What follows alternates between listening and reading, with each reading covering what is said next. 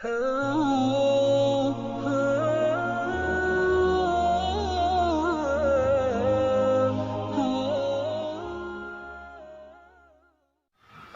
لله وحده لا شريك له والصلاة والسلام على من لا نبي بعده أما بعد فأعوذ بالله من الشيطان الرجيم بسم الله الرحمن الرحيم وهو الذي جعل لكم الليل والنهار خلفة لمن أراد أن يذكر أو أراد شكورا صدق اللہ مولانا العظیم۔ بزرگان محترم، معزز سامعین اکرام، انسان کو مختصر سی مدت کی مہلت دی گئی ہے۔ اس میں وہ جو کچھ بوئے گا آگے اسی کی فصل کاٹے گا۔ در حقیقت یہ دنیا آخرت کی کھیتی ہے، اور 4 دن کی اس عمر گزاری میں دائمی زندگی کا حال موقوف ہے۔ اس زندگی کے عمل سے وہ زندگی بنے گی کہ خاکی اپنی فطرت میں نہ نوری ہے نہ ناری۔ غفلت کے اس گرد و غبار سے نکلنے اور اصل تعمیری مقصد میں زندگی گزارنے کے لیے قرآن مجید نے جا بجا انسان کی توجہ دلائی ہے۔ قرآن مجید میں ارشاد باری تعالی ہے وَهُوَ الَّذِي جَعَلَ لَكُمُ اللَّيْلَ وَالنَّهَارَ خِلْفَةً لِمَنْ أَرَادَ أَنْ يَذَّكَّرَ أَوْ أَرَادَ شُكُورًا۔ رب کریم فرماتے ہیں اور اللہ وہ ذات ہے جس نے رات دن ایک دوسرے کے پیچھے آنے جانے والے بنائے، اس شخص کے سمجھنے کے لیے جو سمجھنا چاہے یا شکر کرنا چاہے۔ قرآن میں زمانے اور دن رات کی قسم کے ساتھ ساتھ مختلف اوقات کی بھی قسمیں ملتی ہیں، کہیں صبح کی، کہیں ضحیٰ کی اور کہیں وقت عصر کی قسم کھائی گئی ہے۔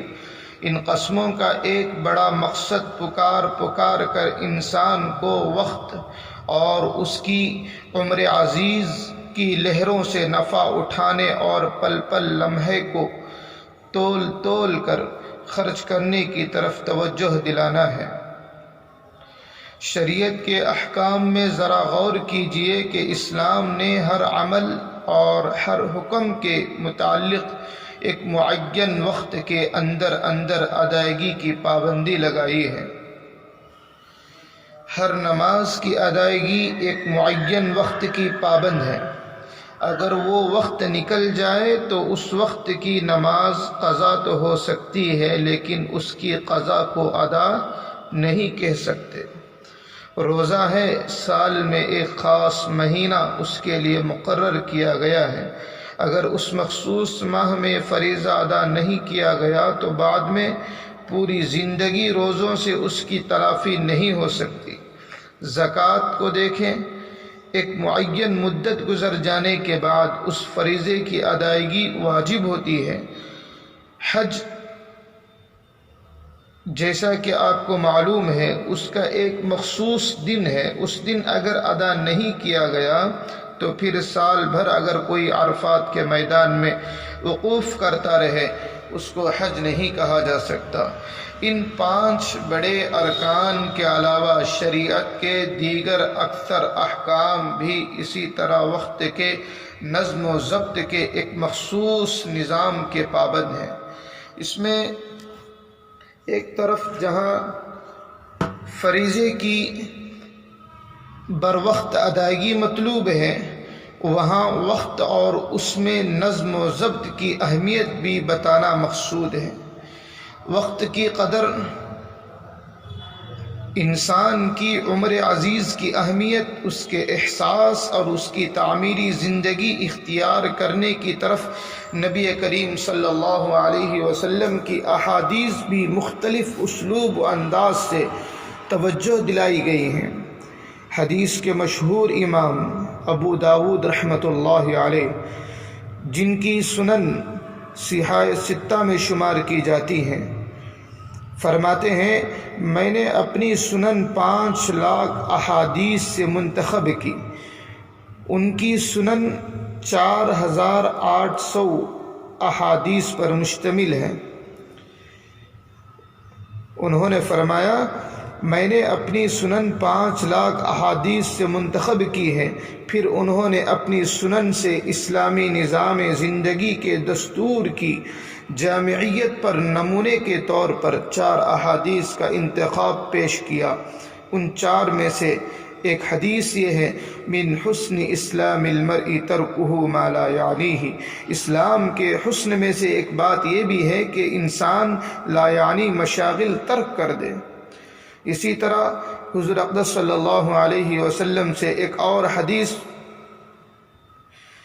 ارشاد ہوئی ہے، اغتنم خمسا قبل خمس، حیاتک قبل موتک، وصحتک قبل سقمک، وفراغک قبل شغلک، وشبابک قبل حرمک، وغناک قبل فقرک۔ 5 کو 5 سے پہلے غنیمت سمجھیں، موت سے پہلے زندگی کو، بیماری سے پہلے تندرستی کو، مشغولیت سے پہلے فراغت کی گھڑی کو، بڑھاپے سے پہلے جوانی کو، اور فقر سے پہلے مالداری کو۔ امام بخاری رحمۃ اللہ علیہ نے کتاب الرقاق میں اور امام ترمذی رحمۃ اللہ علیہ نے کتاب الزہد میں نبی کریم صلی اللہ علیہ وسلم کا ایک ارشاد نقل کیا ہے کہ آپ صلی اللہ علیہ وسلم نے فرمایا، نعمتان مغبون فیہما کثیر من الناس، الصحۃ والفراغ۔ 2 نعمتیں ایسی ہیں جن کے بارے میں بہت سے لوگ دھوکے کا شکار ہیں، ایک صحت اور دوسری فراغت۔ صحت کی قدر اس وقت آتی ہے جب بیماری کی تکلیف سر پر آ جاتی ہے، اور دوسری نعمت کی قدر ان لوگوں سے پوچھیں جو فراغت کی چند گھڑیوں کے لیے ترستے ہیں۔ حضرت ابوبکر صدیق رضی اللہ عنہ یہ دعا کیا کرتے تھے، اے اللہ ہمیں شدت میں نہ چھوڑیے اور ہمیں غفلت کی حالت میں نہ پکڑیے، اور ہم کو غفلت والوں میں سے نہ بنائیے، یعنی ہم کو غافلین میں سے نہ بنائیے۔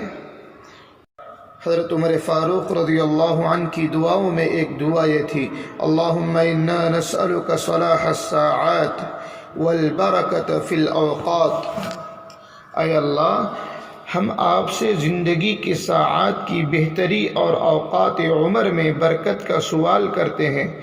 فرمایا کرتے تھے میری طبیعت پر یہ بات بڑی گراں گزرتی ہے جب میں کسی کو بالکل فارغ دیکھوں کہ نہ وہ دین کے کام میں مشغول ہو اور نہ دنیا کے۔ حضرت علی رضی اللہ عنہ فرماتے تھے یہ ایام تمہاری عمروں کے صحیفے ہیں، اچھے اعمال سے ان کو دوام بخشو۔ اللہ تعالیٰ سے دعا ہے اللہ تعالیٰ ہم سب کو وقت کی قدر کرنے کی توفیق عطا فرمائے، آمین۔ وما علینا الا البلاغ۔